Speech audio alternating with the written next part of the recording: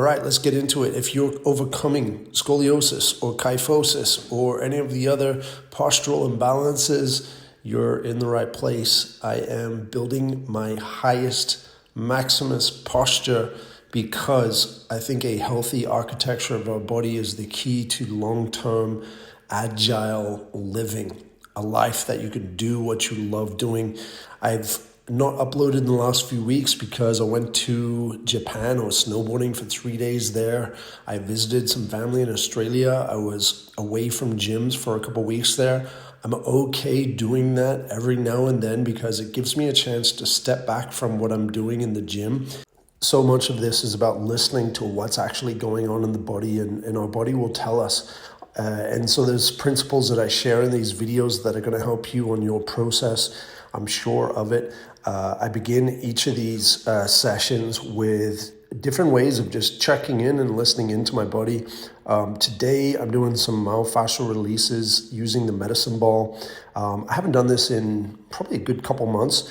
And I feel good. I did a few kind of rolls around on the ball, starting at the top of various different muscle bands and working my way down. And I felt good. I didn't find a lot, but it's good to check in on that just to make sure there's no deep tensions that are forming in those areas.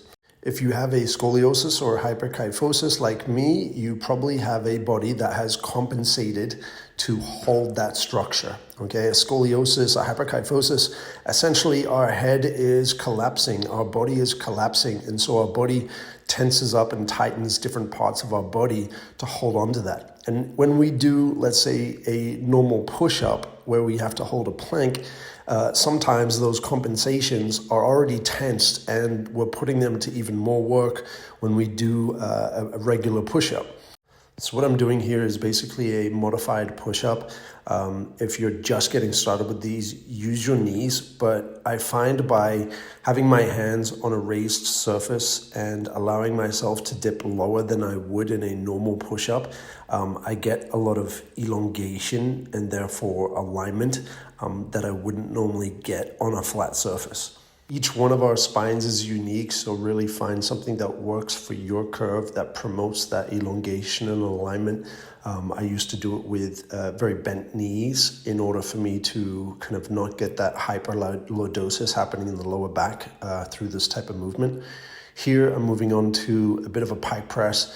I think I hit my strength limit there just because generating force with the structural 85-degree curve around my T10, it's a bit of a challenge. And so I've had to find regressions. I think from that full progression, I had a bit of a difficulty there. So I've gone into a regression where I can start getting that whole part of my body familiar with the force that I'm going to continue to be generating through that area. And that is making a statement in my body to claim that movement, to claim that range, to claim that strength, and the body will respond. That is the concept of mechanotransduction.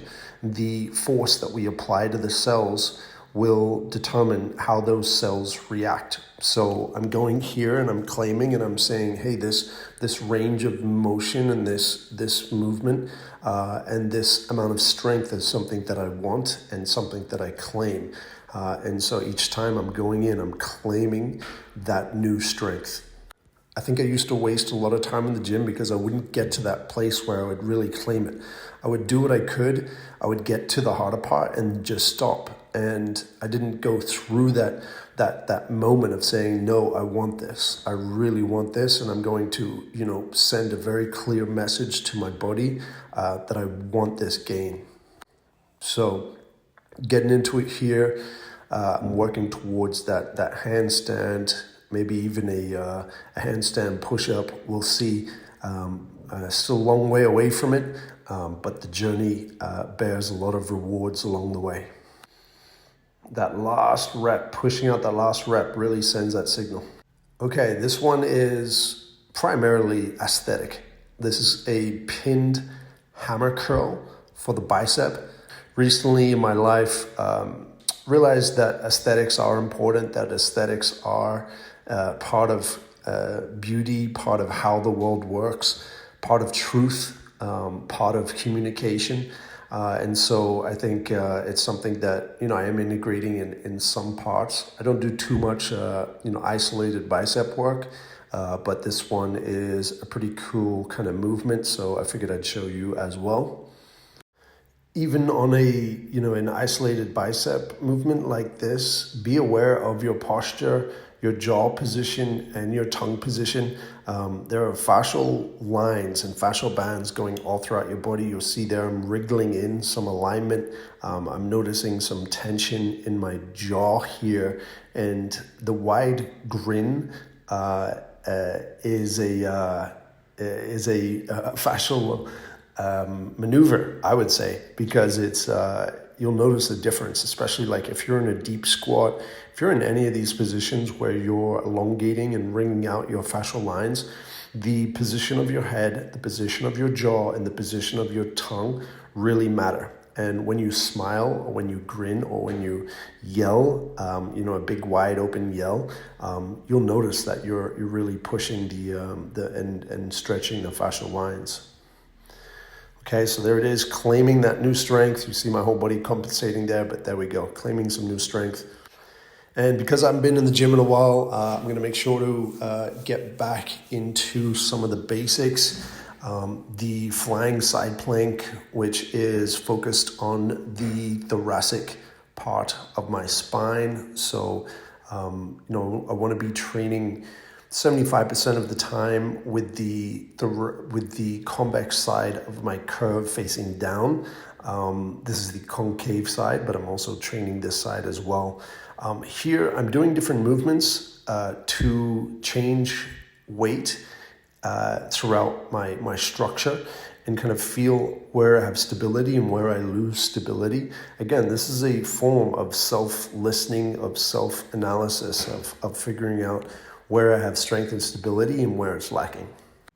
Switching to the convex side of my thoracic curve, facing down, I am breathing into the back and the sides of my diaphragm. So I'm feeling for that expansion of the lower ribs, and then beginning to explore once again.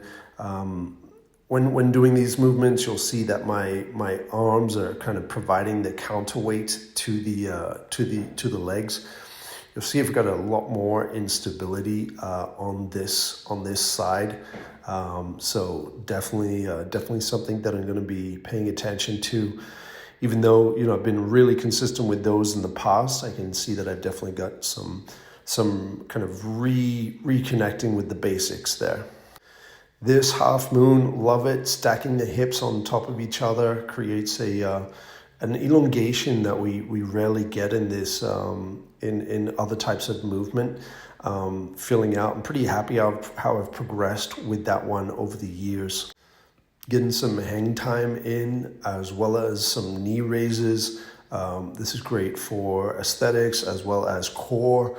You can't see too well here, but I am being mindful to not flare the rib cages. So I'm actually making sure the front of my rib cage is staying tucked down and low. And then I'm bringing my breathing again into the back and the sides of the diaphragm to encourage and create that elongation and space creation in the back. Okay, so now we're moving on to some lower chest flies. Now, the lower the bands are, the lower the pulley are, I can actually start feeling the alignment happening in my lower abdominal core, as well as kind of working the chest pulling muscles here. So kind of working on that range. And each step I'm doing here, I'm feeling the weight in the foot. I'm feeling the weight in the lower leg, upper leg, into the glute, and then I feel feel that push, that force generation happening through that chain of strength. By adjusting the height of the pulleys, you're choosing what G-forces you're exposing to your internal architecture. If you haven't done this before, there's a couple things that you need to do to be able to start, being able to enjoy this. And that's one, really starting to listen and connect with your bodies, feeling those small little changes of when you're, standing on your toes, when you're standing on your heels, when you're feeling the weight differently through your feet, when you are, getting familiar with your myofascial chains throughout your body. And then understanding the concept of leverage that we're doing with these pulleys. This pulley is requiring a reaction in my body. As I move the pulley through the plane of motion, there's force that's required from my body, and my body must adapt to generate that force. And these movements, this rotation and those chest flies, those are movements that require alignment in the body to be able to generate that force that's required to be able to move the pulley. If you get what I just said, you are leaps and bounds ahead of whatever everyone else is doing in the gym. You're starting to realize that you are able to code your body, to code strength and movement and force into your body by exposing it to the right stimulus. One of the best ways I can think of to kind of demonstrate what is happening, how the force is going through the body, is with the pen tool. If you've ever used the pen tool in Photoshop, you'll start getting an idea of what's actually going on. Okay, I hope that helps. Let me know if you have any questions. Leave them in the comments. And better yet, head over to posturedojo.com. You can join for free and get all of the tutorials to the exercises that I've shown you today. You'll have the tools and the mindset to understand how you are the creator and the sculptor of your body, and so you could build your height maximus. Thanks for tuning in. Let's go onwards and upwards.